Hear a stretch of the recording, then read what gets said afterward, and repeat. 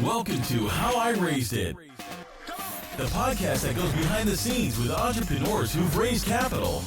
We uncover the tips, tricks, and techniques they use to get investors to write a check. Strap in and turn it up. Hi, welcome to another episode of How I Raised It, produced by foundersuite.com. Today I have Roneil Rumburg of Audiusco coming to us from San Francisco. How's it going? Hey, it's going great. How are you? Very good, very good. Well, I'm excited to hear what you guys do. What is Audius? Audius is a decentralized audio hosting streaming protocol. Think sort of decentralized SoundCloud is a good analogy for it. We basically help artists connect directly with their fans and distribute content to them and build a relationship with them in a way that they can't traditionally do on other platforms. So let's get into that a little more. So I guess, what can I do in Audius that I could not do on SoundCloud or other platforms? Yeah, so the way that Audius looks from the artist perspective is actually pretty similar to SoundCloud. Like the artist is directly uploading, sharing content. The differences here are they maintain complete control over how the content is distributed, who can listen to it. They get all of the data about who is listening to it, which on existing platforms you don't really get. Mm-hmm. And the biggest part of all of this is that because Audius is fully decentralized, no one else can dictate or control how they are distributing or using the product, ourselves included. One of the big frustrations that I saw, I've sort of been into music for a long time, and a lot of my favorite creators were getting deplatformed, demonetized, et cetera, from SoundCloud and elsewhere for a variety of reasons. And that was sort of where the genesis from Audius came from. We felt that it shouldn't be possible for a platform to get to decide who can and cannot distribute content. And in a sense, that's why Audius is not really a platform in the traditional sense. Like Audius, the company, is not hosting any of this content or operating any of the infrastructure that underpins it. We put out a set of open source tools that artists and listeners are able to use to connect with one another. Okay, it makes sense. So if I'm an is this targeted towards the up and coming artist, right? I think I saw that on the website, kind of the emerging artist. Definitely, yeah. I'm a up and coming artist, the next Billie Eilish or whatever, and I come on here, record, a few tracks, and then how does the decentralization work? Maybe explain me that a little bit. Totally. It's effectively there are three kind of constituent audiences in Audius. There are listeners, there are content creators, and then there are what we call service providers who are effectively contributing compute resources or storage to this decentralized network.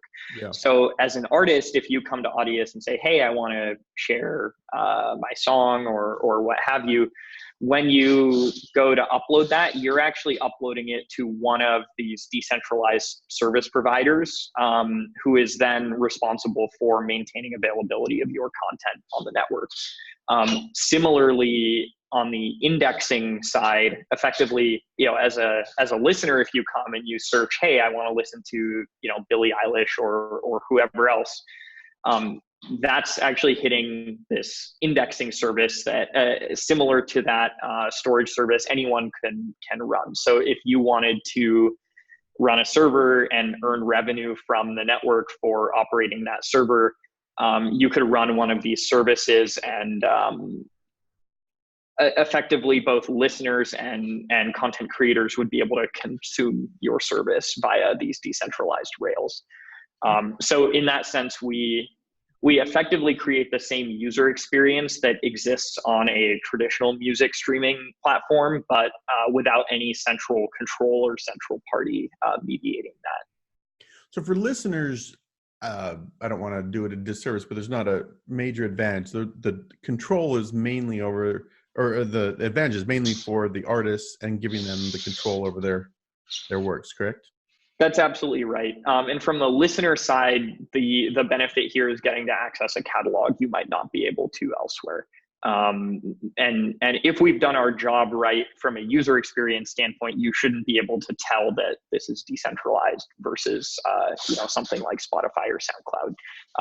As a listener, it should just behave the same way that you've come to expect your music player products to behave. How do you recruit artists to a new platform like this? Seems like that would be a big challenge. It's actually been easier than you might expect. The reason being that SoundCloud is kind of having some issues and has been having issues for a long time. Is creating kind of a vacuum around user-generated audio content. So, and I guess maybe it would be helpful to give some context on kind of the landscape there. There's sort of the user-generated side of audio, which is SoundCloud and to a lesser extent YouTube, where artists are actually able to go directly upload and share things. Spotify is kind of a very different beast, as is Apple Music, Amazon Music. Those all fall under a separate category, almost similar to like Netflix versus YouTube is a good analogy, where the folks in like Apple Music and Spotify, artists can't actually upload content directly there. They have to use distributors who they pay money, and the process is much more formal, and it's less, there's much more of a disconnect between the fan and the artist. So with all that said, we're very much targeting the SoundCloud user, less so the kind of Spotify user. And what's actually made this process of recruiting artists much easier is people are actively looking for alternatives because SoundCloud engagement's kind of fallen off a cliff. Unfortunately, as a company, they're shifting focus to other things. They're not working on the streaming product as actively as they once did.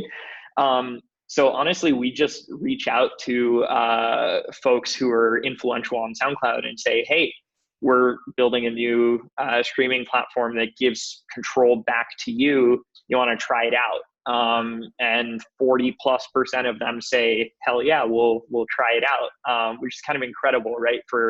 To convert, that's from a cold email, not even like so that's been the most scalable strategy. We also kind of do more white glove biz dev style efforts with bigger artists. So there's kind of a whole spectrum of folks, everyone from the bedroom DJ to the professional music producer with a manager and with potentially a team around them. And we've had different strategies to tackle folks along that spectrum.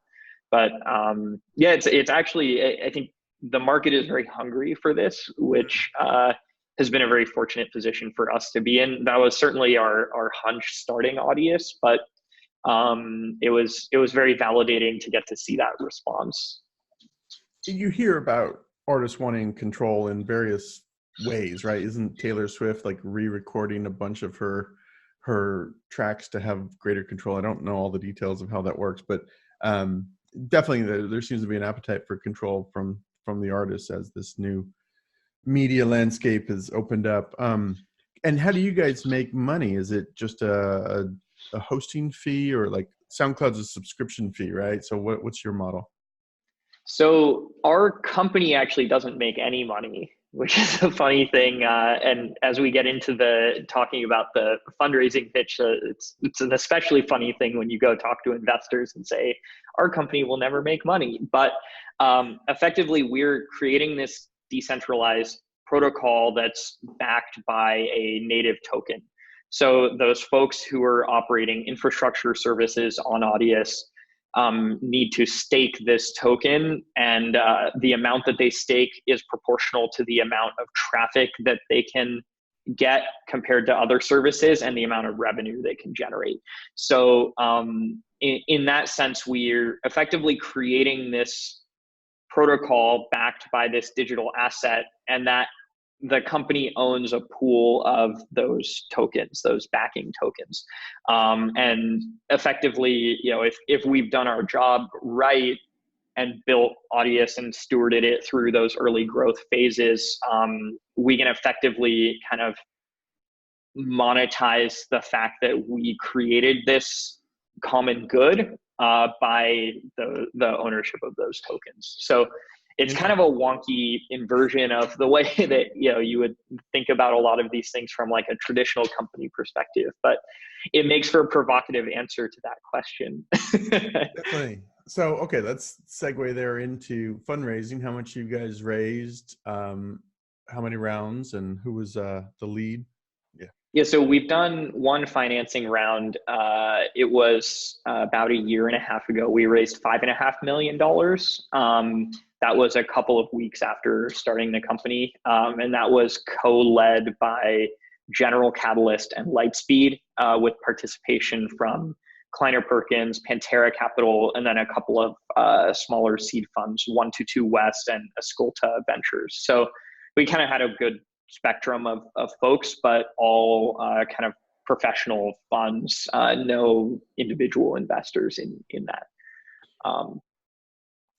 And so my next question, of course, why not do a token sale, or like why go raise venture money? Why not, sell tokens for this? Seems like it would be somewhat logical. Yeah, the environment we were operating in was this was February, March 2018 when we went out and did the fundraise. There was a lot of uncertainty at that time around the regulatory treatment of tokens. And we had we worked with a guy named John Duncan, who had this very interesting creative structure for how to do capital formation for a token-based company via a more traditional equity sale. So I don't want to get too much into the vagaries of that, because I think it's there's a lot of detail there, but effectively, you know, our corporate structure allowed us to kind of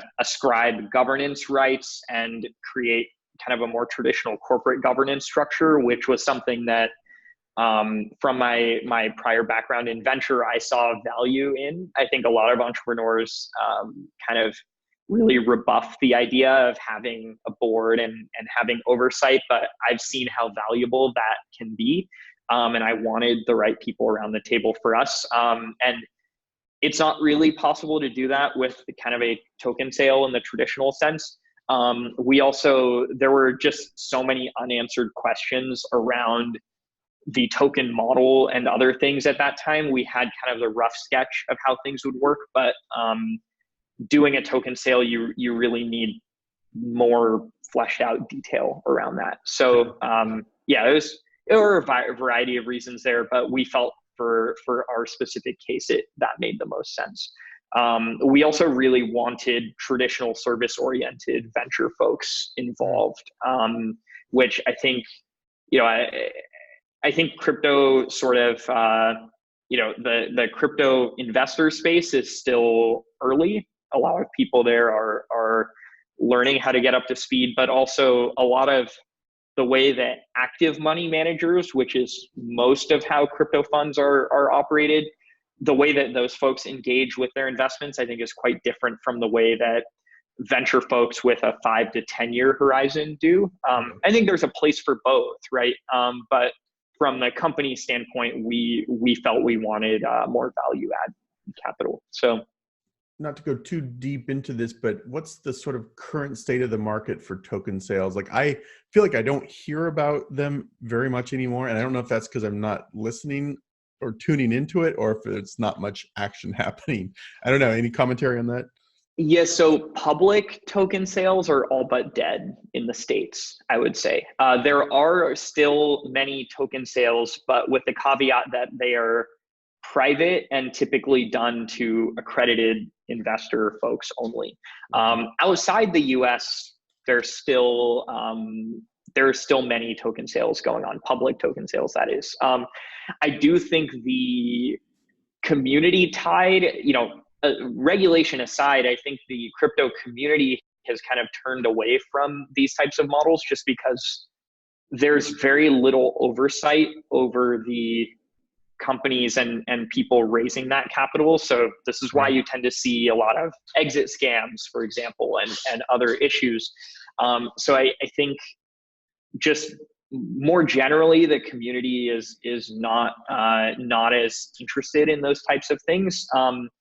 But that said, I think private token sales are still a very robust kind of industry, right? It's just a different way to do capital formation, I guess, at the end of the day, right? And from different types of capital as well. So the types of folks who are, from an institutional perspective, investing in token sales, I think have a more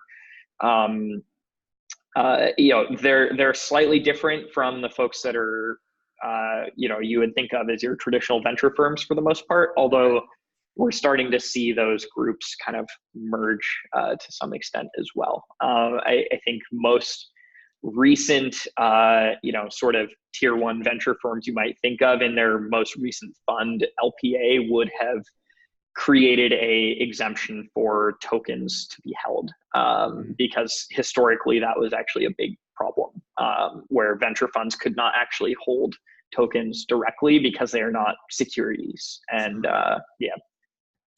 Okay, cool. Well, let's talk about the Series A that you did. So you were in venture, and you teased a little bit, but what were you doing prior to starting this? Let's go into your background a little bit. Yeah. So we started Audius early 2018, up until from middle of 2015 to middle of 2017. I was a partner on Kleiner Perkins seed fund. So me and a couple of others started up this group called KPCB Edge there. It was my close friend from school, Anjane, was the one who kind of brought me in and sort of helped me get up to speed in venture. And effectively, the strategy for the seed fund was to write smaller check sizes than Kleiner typically would, and without the traditional issues around signaling risk and other things. So the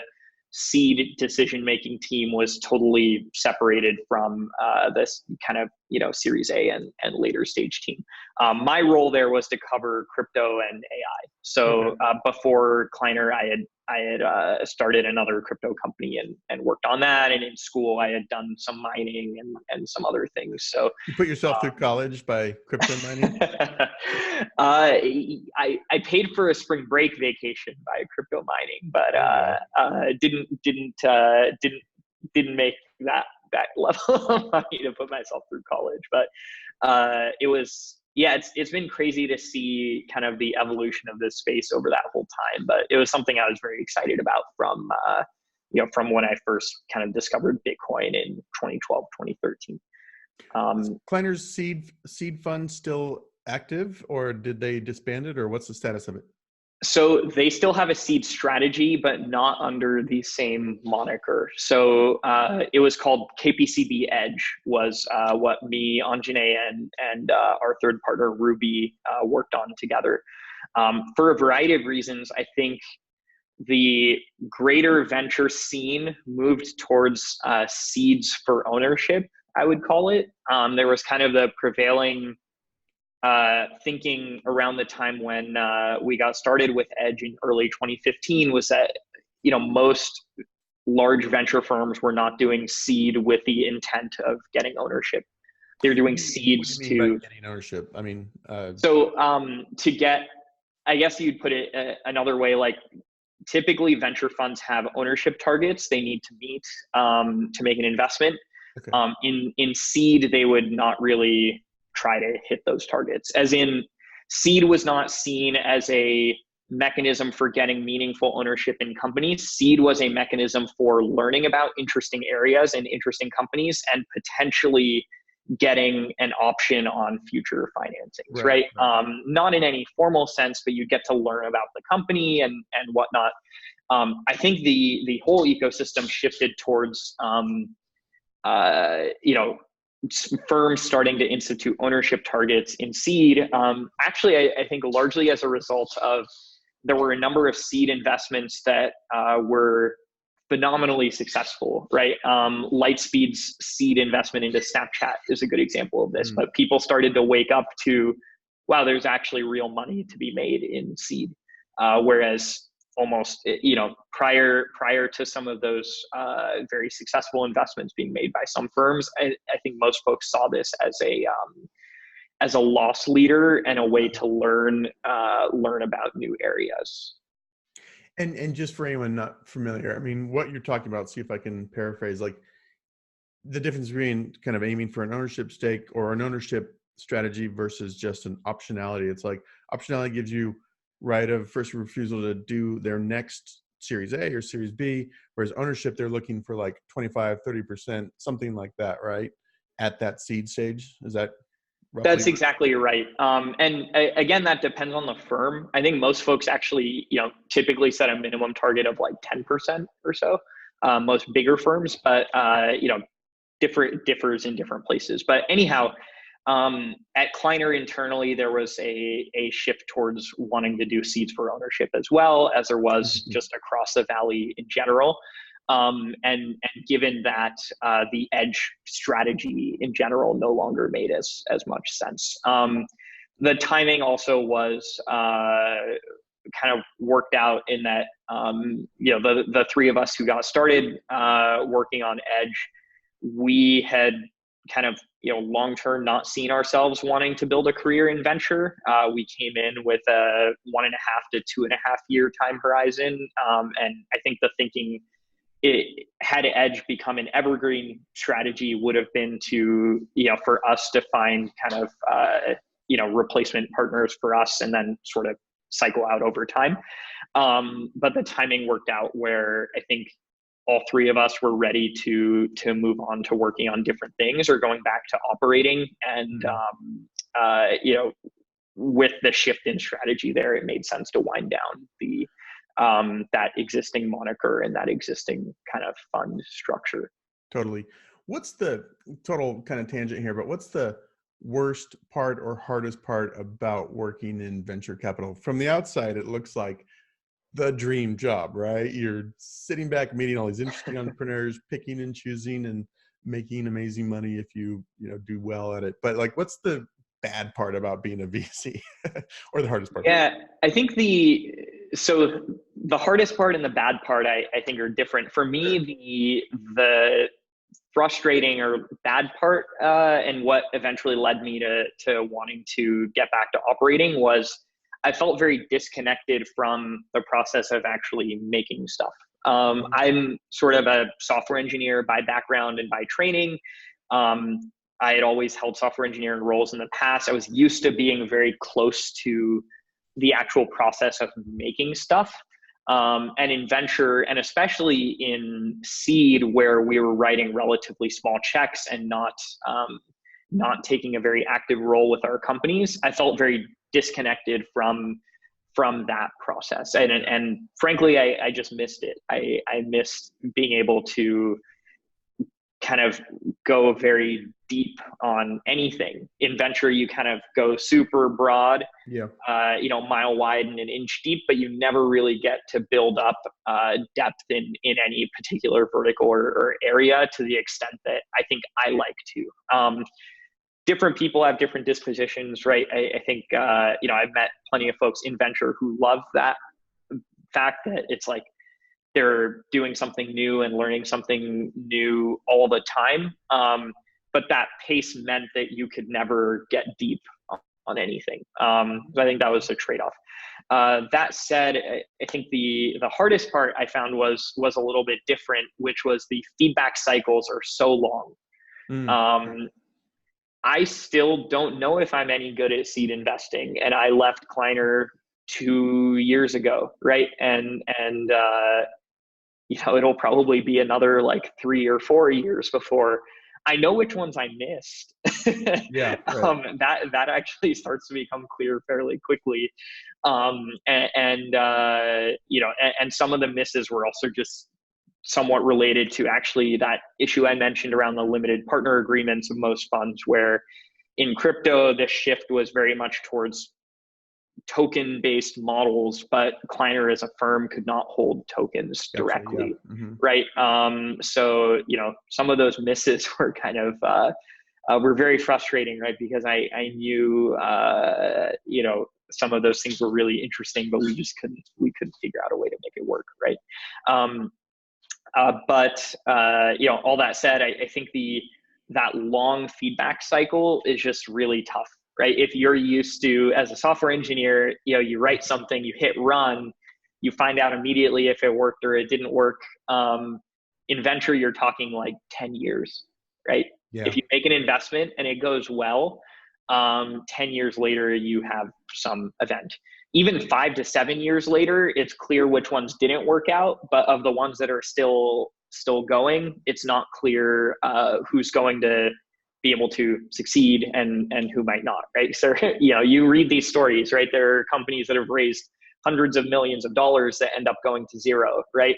That's the amount of money raised is not an indication. So all that said, I think, what I learned from that and the way that I kind of, was able to continue there and enjoy my work was to focus on what I could control, which was helping companies as much as I could, and being continuously refining our process for evaluating and selecting companies, right?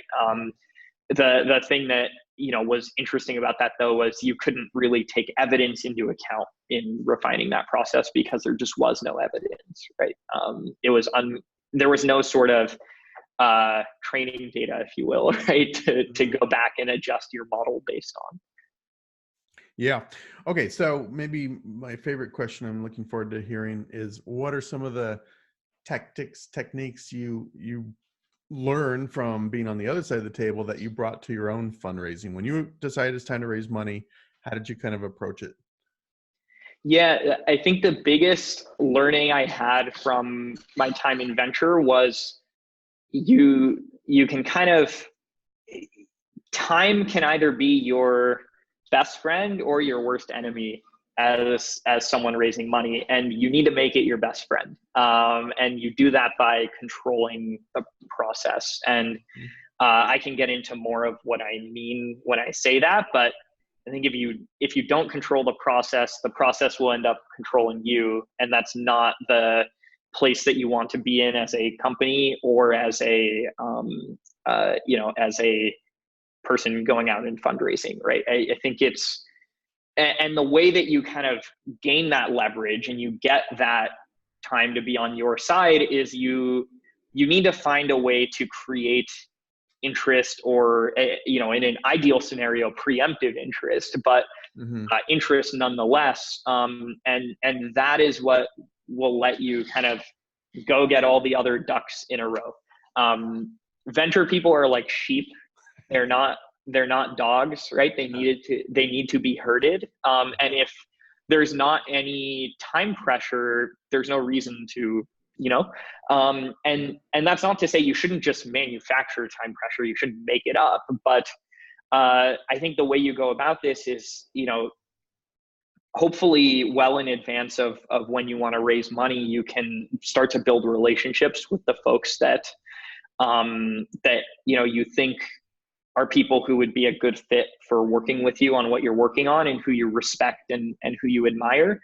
And in our case, what ended up happening was one of those folks, Nico from General Catalyst, kind of took that leap of faith and said, hey, this is what you're doing is really interesting and I want to be involved. And when you're not fundraising, but you hear that from someone in venture, that's like the best thing you can hear, right?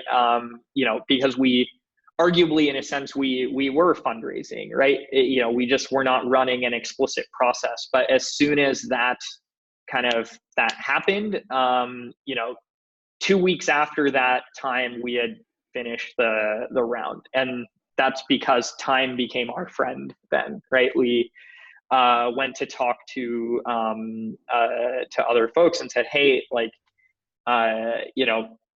something's happening here and it's moving quickly. Like, can you meet in the next couple of days? Otherwise, we probably won't be able to meet, right? And then, things fall into line much more quickly. We're forever indebted, of course, to Nico for being the one that took that leap of faith, though, right? Because he was the one that said, I don't care who else is in this. I don't care, you know, like about what the parameters of the specifics of the fundraise are. I just want to be involved in this and, you know, figure out a way for me to be involved in this. That was basically the mandate, right? And we were really fortunate that, you know, we had the level of relationship with Nico. So I had known Nico like way back when I was in school. So like in 2011, I met Nico when he was at the GSB at Stanford and I was an undergrad there. So we've known each other for a long time. I think he had the level of trust in me and my co-founder Forrest to take that leap, you know, when there were still a lot of unanswered questions, right?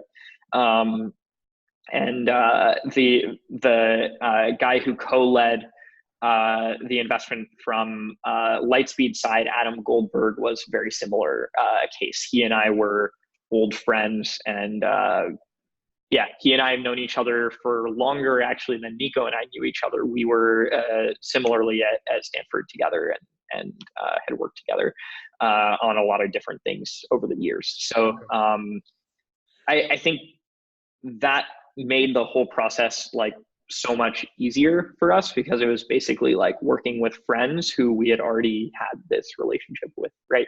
I know that's not the most practical advice, right? To say if you're raising money, you know, get to know someone for 8 years and then raise money. That's not like that's not like a reasonable thing.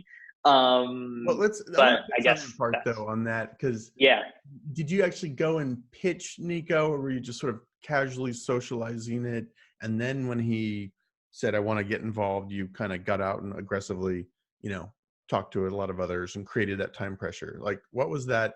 What did that? Yeah, that's a great question. So I think we never formally pitched Nico as such. My co-founder ran into Nico at a party and mentioned to him like, hey, we're, you know, Roneil and I are working on this thing. And Nico was like, oh, I know Roneil too. And that's cool. Let's hang out and chat about it. So then we just got coffee, no, we met a few days later. I actually had the flu at that time. This was when that 2018 had this like awful flu that went around.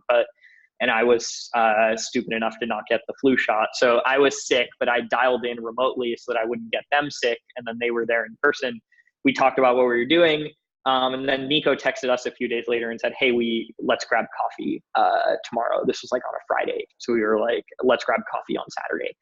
So we did, and we had expected, you know, Nico was trying to let us down softly or something, right? Because although we didn't formally pitch Nico, we definitely implied like, this is something we're doing and like we would be open to taking capital, right? And it was at coffee, Nico was like, you know, I want to be involved with this and let's, you know, let's talk details of what that would mean. But I want to make sure I'm involved with this and this is something that's really interesting. That's kind of how it went. So it was like super informal.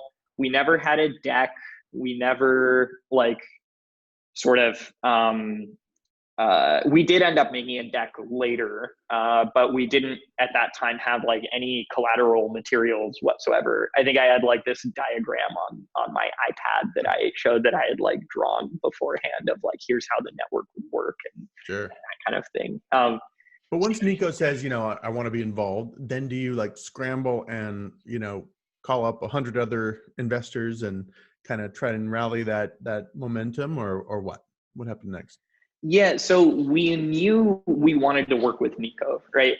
We had that level of trust. So it was not it's not like we were trying to shop this deal and get like the best price or something. We knew that, you know, we had kind of talked in vague terms with Nico about that. We knew like we were in the same ballpark there and that we were going to make something work. What we did want was to get you know, the right other folks around the table. And the way that we got them around the table very, very quickly was because of that time pressure, right? So, you know, Adam at Lightspeed, I had also been spending time with leading up to when we did the fundraise. And, you know, I think he was just interested to see like what we worked on next.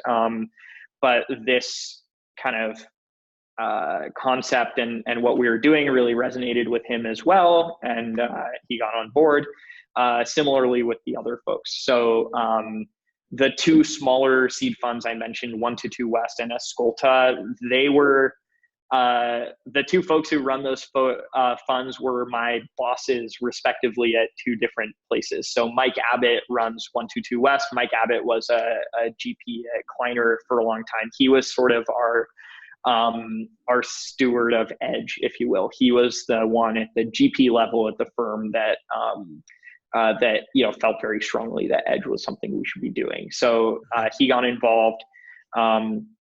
I used to work for Evan Tana, who's one of the two principals of 122 West. And I think he got excited about what we were doing too, wanted to get involved. So it was sort of like it's not like time pressure meant, oh, we're going to meet everyone.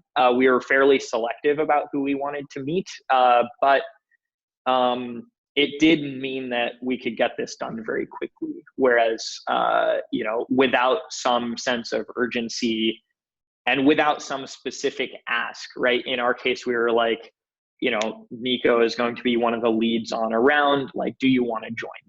That's like a very actionable decision. Yeah. Whereas if you show up to someone and you say, I'm raising money, come be involved. The next step for them is less clear. Sure. Yeah. I like that. That's very specific. Nico would be one of the leads. Do you want to join? How have you seen when you were VC people create that same very actionable scenario when they didn't have sort of a Nico? I know that's an open question, but yeah, so this is something I think you have to be really careful with, because more than once we talked to entrepreneurs who were kind of bluffing, right? They were like, oh, there's a round happening and it's coming together, and do you guys want to be involved? And we ended up passing, but it became clear that there was no round actually happening later on. Similarly, we've had folks kind of, use that bluff to get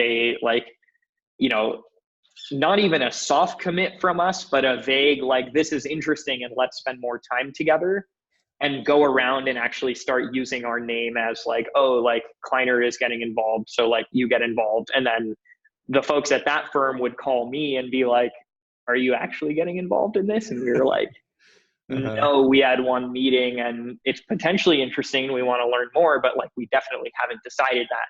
And that's something you really have to keep in mind as an entrepreneur. Like, everyone in venture kind of knows each other and everyone talks to each other about stuff. But not only that, it's just such a poor reflection on your integrity if you lie in a way like that, and someone finds out, you will become toxic, right? It's not just